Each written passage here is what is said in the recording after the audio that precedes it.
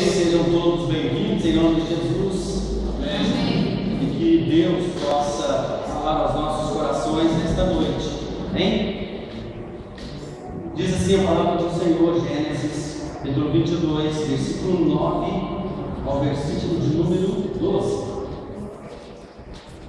E vieram ao lugar que Deus lhes dissera, e edificou Abraão ali um altar, e pôs ordem e lenha, e amarrou Isaque seu filho, e deitou sobre o altar em cima da lenha, e estendeu a Abraão a sua mão, e tomou o véu para imolar seu filho. Mas o anjo do Senhor lhe bradou desde os céus e disse: Abraão, Abraão. E ele disse: eis-me aqui. Então disse: não estendas a tua mão sobre o moço, e não lhe faças nada, porquanto agora sei que temes a Deus, e não me negaste o teu filho, o teu único. Amém? Senhor nosso Deus, Pai Todo-Poderoso, te louvamos, te agradecemos pelo dom da vida, e pedimos que o teu Espírito Santo, que é o que nos ensina, é o que nos abre o entendimento, e é o que confronta-nos, e também é o que nos edifica com a palavra. Que nesta noite a palavra do Senhor, como primazia, como verdade, como pão, como água, como alimento, possa fazer efeito em nossa mente para produzir ações que dignifiquem o nome do Senhor e a razão da nossa fé, em nome de Jesus. Amém. Bom, vamos meditar nesta noite sobre o temor e a fidelidade a Deus, numa direção e numa perspectiva de que o temor a Deus e a fidelidade a Deus nos conduz e nos leva à vitória. Amém? Nos leva à vitória. Então, nós vamos ver a questão do que tem as pessoas que temem e obedecem a Deus. O que elas têm? O que isso é? Um diferencial, né? E é justamente isso: temor e fidelidade é igual a vitória. Isso a gente sabe que temor é uma palavra que significa respeito, reverência, prontidão para obedecer, rigoroso no cumprimento das ordens e dos mandamentos da palavra de Deus. Tudo isso está dentro da palavra temor. E obediência não precisa nem dizer. Deus fala e a gente obedece. E como Deus fala conosco, Hebreus vai dizer que, tendo Deus outrora falado de diversas maneiras e formas, hoje nos fala pelo Filho, pela palavra de Deus também. Amém? Deus fala em sonhos, Deus revela, Deus mostra, isso é verdade. Agora obedece, e aí que está a diferença. Procurando uma comparação e fazendo uma analogia, vitorioso é todo aquele que obedece. Por exemplo, o atleta, para ser vitorioso, ele precisa de ouvir, no caso, o seu treinador, o seu mestre. Ele precisa de praticar os exercícios conforme é ensinado, né? E acima de tudo, ter um respeito, um temor para com aquilo que ele faz. Então, fazendo isso, ele vai ser o quê? Bem sucedido. Aproveitando porque está fresquinho. Domingo passado estivemos ali nas Olimpíadas de Ceilândia e nós vimos vários professores, senseis, mestres e várias escolas, e também dentro dos mesmos estilos.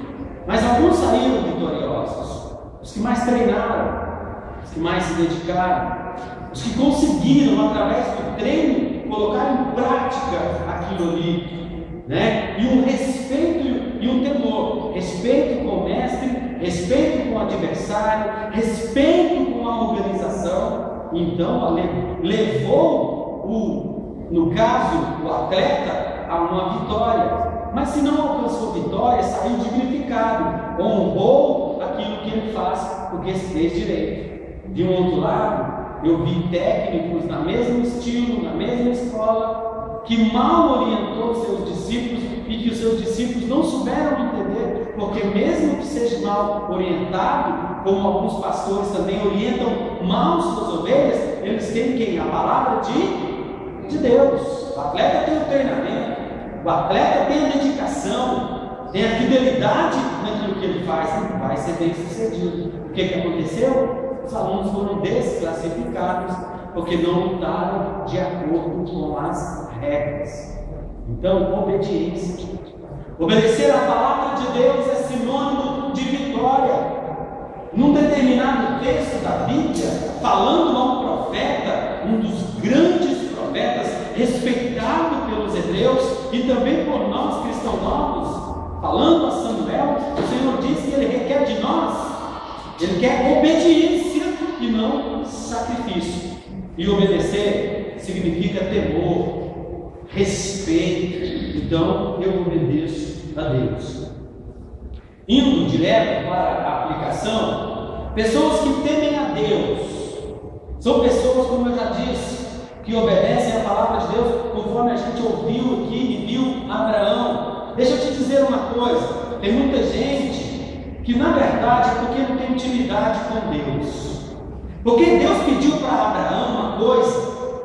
Pensa você acha que é pouquinho? Por isso que essa aprovação de Deus, toda aprovação de Deus, significa uma passagem muito grande da nossa estrutura humana para uma estrutura espiritual, para um relacionamento maior com Deus.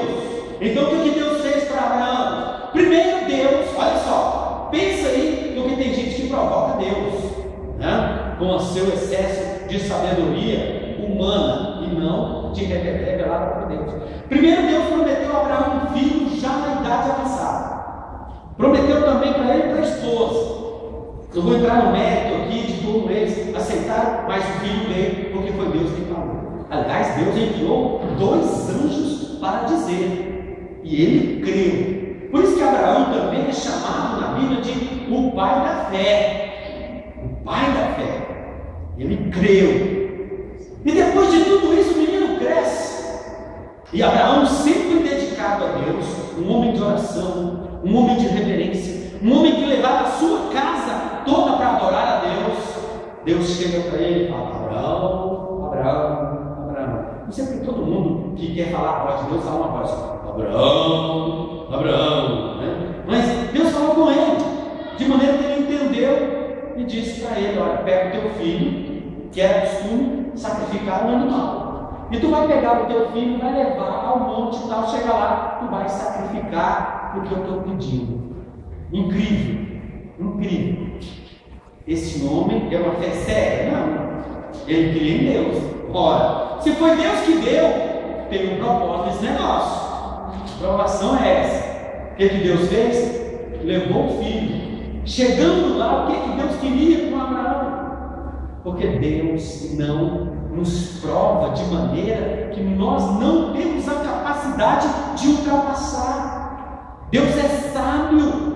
Se um professor não exige de um aluno aquilo que o professor sabe que ele não pode dar, muito mais Deus, que nos sonda, que nos conhece, que sabe o nosso deitar, que sabe o nosso levantar, que antes que nós fôssemos ali na célula, no processo, ele já sabia, todos os nossos dias estavam escritos no livro da vida. Deus tinha um propósito: conhecer o coração de Abraão, porque Abraão, tudo que Abraão tinha estava no filho. Então Deus provou mexer com a estrutura desse homem. Como tem gente que tem um objeto, tem gente que tem um comércio, tem gente que tem outra coisa, que ele toca o coração dele, só ali não é totalmente voltado para Deus. Naquele dia foi um divisor de águas, e aquele homem saiu com seu filho, e o filho lhe pergunta: pai, cadê o sacrifício? Cadê o cordeiro? Imagina, eles subiram quando chega na hora, e ele faz tudo, faz todo o processo, toda a liturgia. Quando chega na hora antes, porque Deus sempre intervém, e a hora só é hora na hora de Deus. E quando Deus diz em nosso favor, muda-se tudo. E aí o que aconteceu? O anjo disse: não faças isso, porque ele acabara de ser aprovado na grande prova de Deus.